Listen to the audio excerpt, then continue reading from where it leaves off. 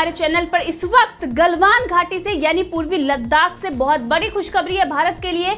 जिस वजह से चाइना बौखलाया हुआ था और जिस वजह से पूर्वी लद्दाख में सीमा विवाद चल रहा था, वो पुल बन के तैयार हो गया है। यानी पूर्वी लद्दाख की गलवान घाटी में सेना के इंजीनियर्स ने 60 मीटर लंबे पुल का निर्माण पूरा कर लिया है, जिसे चीन रोकना चाहता था और जिसकी वजह से इतने दिनों से सीमा विवाद चल रहा था, जिसमें चीन ने धोखे से वार किया था और उसमें हमने पलटवार करके किस तरीके से उनके सैनिकों को मौत के घाट उतारा था। और अब जिस वजह से ये पूरा विवाद शुरू हुआ है, वो काम पूरा हो गया है। यानी कि भारत की स्थिति गलवान घाटी में मजबूत हो गई है और ये भारत के लिए बहुत बड़ी खुशखबरी है।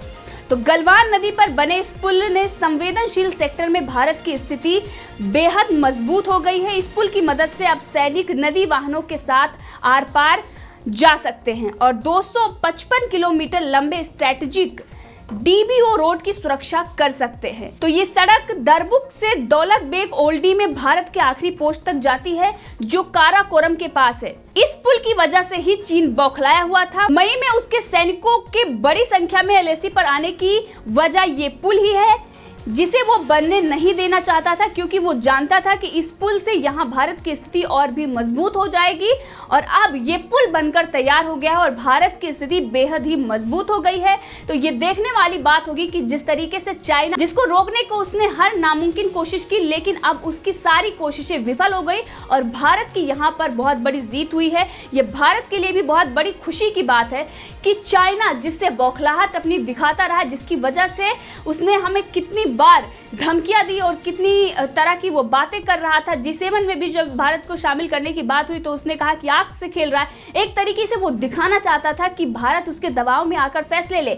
लेकिन भारत, आज का जो भारत है, महाशक्ति है। एक दुनिया में हर देश भारत का लोहा मानते हैं और इस वक्त भारत वो सब कुछ कर सकता है जो भारत चाहता है। यानी कि इच्छा शक्ति अगर हो तो हम कुछ भी कर सकते हैं। आज गलवान घाटी में जिस तरीके से रफ्तार के साथ पुल को तैयार कर लिया गया बनाकर, ये दिखाने वाली बात है कि आज भारत किसी से डरता नहीं और अगर भारत कुछ भी सोचे तो वो संभव है। और जिस तरीके से अभी सीमा विवाद चल रहा है, सेना की तैनाती वहां पर है। 10,000 से ज्यादा सैनिक पूर्वी लद्दाख क्षेत्र में तैनात कर दिए गए हैं। वहां पर विमान तैयार कर दिए गए हैं। अगर लेह की बात करें तो वहां पर फाइटर प्लेन गश्त लगा रहे हैं।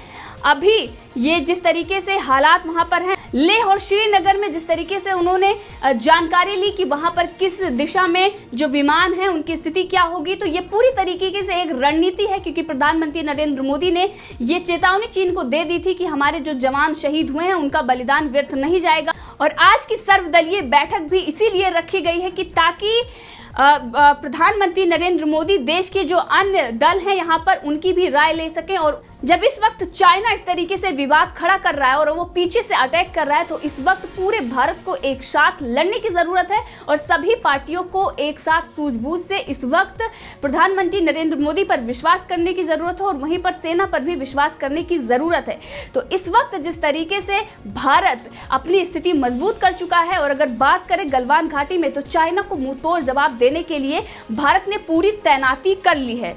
तो गलवान घाटी में जो ये पुल बनाया गया है, ये पुल गुरुवार रात को तैयार हो गया था।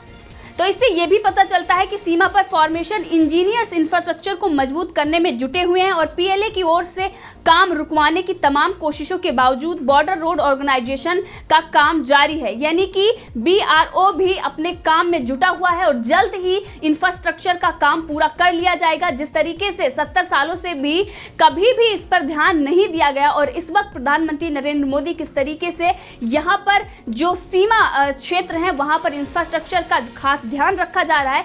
और इस वक्त ये भारत के लिए बहुत जरूरी भी है, क्योंकि जिस तरीके से हमने देखा, एक तरफ पाकिस्तान, दूसरी तरफ चाइना, और वहीं पर चाइना के बहकावे में आकर नेपाल भी भारत से पंगे ले रहा है। तो इस वक्त अगर हम बात करें तो ये बड़ी जो बात है वो चाइना को लेकर, क्योंकि नेपाल की कोई औकात नहीं इस वक्त। अगर उससे भारत अगर सख्ती से पेश आएगा तो नेपाल इस पर कुछ भी नहीं कर सकता। और वहीं पर पाकिस्तान और चाइना जिस तरीके से भारत के खिलाफ लड़ रहे हैं, क्योंकि इससे पहले भी आतंकवाद जिस तरीके से पाकिस्तान भेजता रहा आतंकवादियों को भारत में घुसपैठ के जरिए, और चाइना उसको बैक सपोर्ट करता आ रहा है। इससे ये दिखाई देता है कि किस तरीके से प्रॉक्सी और चाइना पहले से ही भारत में कर रहा था, अब वो खुलकर सामने आया है। और हमने देखा किस तरीके से सिक्किम में झड़पें हुई और उसके बाद लगातार ये झड़पें सामने आती रही और ये खूनी झड़पें जिस तरीके से पूर्वी लद्दाख गलवान घाटी में हुई, ये देखने वाली बात होगी कि इस वक्त भारत को अपनी स्थिति मजबूत करके और मुंह तोड़ जवाब देने की जरूरत है, जो प्रधानमंत्री नरेंद्र मोदी इस वक्त रणनीति बनाकर जवाब देने की पूरी तैयारी में जुटे हुए हैं। और वहीं पर आपको बता दें कि सेना के वरिष्ठ अधिकारी ने यह भी बताया कि हमने तनातनी के बाद भी इस पुल का काम जारी रखा और 15 जून को हिंसक झड़प के बावजूद भी हम काम करते रहे। चीन अब पूरी गलवान घाटी पर अपना दावा बढ़ा चढ़ाकर पेश कर रहा है। वो श्योक नदी तक भारत के दावे को कम करना चाहता है। यदि ये हो जाता है तो चीन युद्ध की स्थिति में DSDBO रोड को काट सकता है। इससे उसे पाकिस्तान के लिए मुर्गों से होकर रास्ता खोलने का मौका भी मिल जाएगा। तो ये BDO से पहले आखिरी भारतीय गांव है। कंक्रीट के पिलर्स पर बना रहा ये बेली ब्रिज भारत के लिए सैन्य आवाजाही में भी बहुत कारगर होगा और ये भारत के रणनीतिक हितों की सुरक्षा के लिए भी अहम माना जा रहा है। तो भारतीय सेना के वाहन अब गलवान रिवर के पास जा सकते हैं। PLA के अधिक आक्रमण होने की स्थिति में भारत के लिए अच्छा सैन्य विकल्प मौजूद होगा।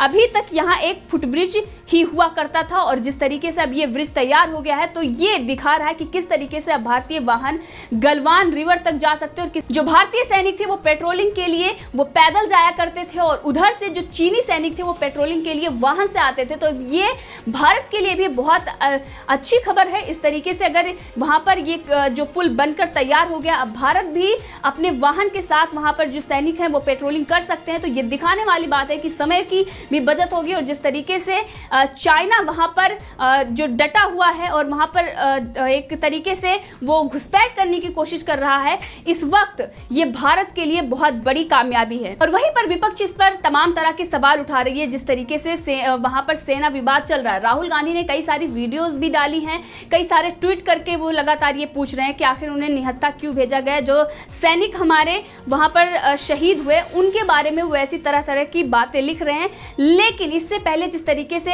विदेश मंत्री ने उनको जवाब दिया कि आपने एग्रीमेंट किया था उसके तहत हम हथियार लेके वहां पर नहीं जा सकते। दूसरी तरफ अगर बात करें कांग्रेस की, तो कांग्रेस ने कभी भी सेना को तवज्जो नहीं दिया और जिस तरीके से मनमोहन सिंह का भी पहले बयान आ चुका है कि जो घुसपैठ चाइना की तरफ से होती है उसको हमें ज्यादा तवज्जो देने की जरूरत नहीं है, ये बहुत ज्यादा ही मामूली सा बात है। यानी इन लोकल इश्यूज की तरह कि उन्होंने देखा कि ये कोई बहुत बड़ी चीज नहीं है, बहुत लोकल इश्यूज है। तो जिस तरीके से कांग्रेस का भी एक जो समझौता उन्होंने कर रखा है उससे ये दिखाता है कि कांग्रेस इसको कभी भी तवज्जो नहीं देती आई है।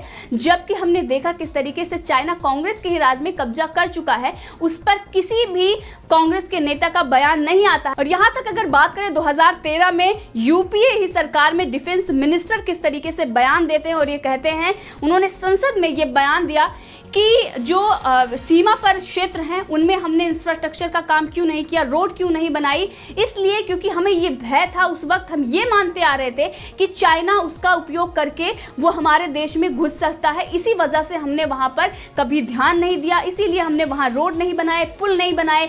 ये तमाम तरह के जो आज सवाल राहुल गांधी, रणदीप सुरजेवाला, तमाम तरह के ये जो कांग्रेस के वरिष्ठ नेता हैं ये उठा रहे हैं, ये इन्हीं की नाकामी है और जिसकी वजह से आज हमने देखा कि किस तरीके से चीनी सैनिक हैं वो गलवान घाटी पर खड़े हुए हैं। उन्होंने अपना सारा इंफ्रास्ट्रक्चर का काम वहां पर कर लिया है और किस तरीके से वो ज्यादा ध्यान इसीलिए देते रहे कि कहां पर रोड बनाई जाए, कहां पर रेलवे मार्ग बनाया जाए, कहां पर सड़क मार्ग बनाया जाए, कहां पर क्या करना। यानी कि कहें तो कांग्रेस को कोई जरूरत नहीं थी तवज्जो देने की। और जिस तरीके से उन्होंने ये बयान दिया था कि हम ये मानते आ रहे थे कि चीन उसे उपयोग करके वो हमारे देश में घुस सकता था। तो ये देखने वाली बात होगी कि किस तरीके से मानसिकता रही है जो कांग्रेस की सरकार रही है 70 सालों में। तो ये देखने वाली बात होगी कि कांग्रेस की मानसिकता कितना है।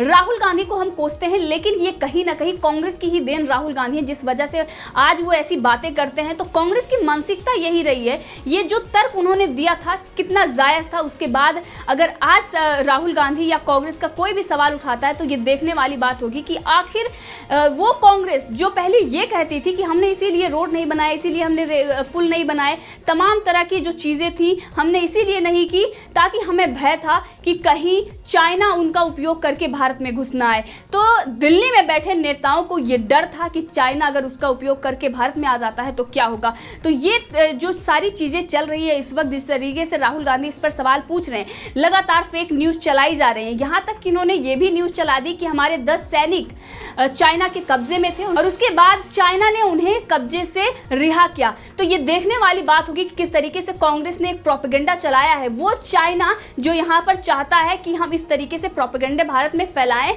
और उसको बढ़ाया जाए। तो चाइना की यहाँ पर चाइना को समर्थन करने के लिए यहाँ चाइनीज एजेंट बन के कांग्रेस काम कर रही है। और ये फेक न्यूज यहाँ तक कि नहीं, सारे मीडिया हाउसेस ने चलाए, कुछ मीडिया हाउसेस को छोड़ के सबने ये खबरें छापी। लेकिन उसके बाद जिस तरीके से एनआई ने इसका खंडन किया और वहीं पर अगर बात करें, और उसके बाद चाइनीज विदेश मंत्री का ये बयान आया कि हमने किसी को भी अपने कब्जे में नहीं लिया था।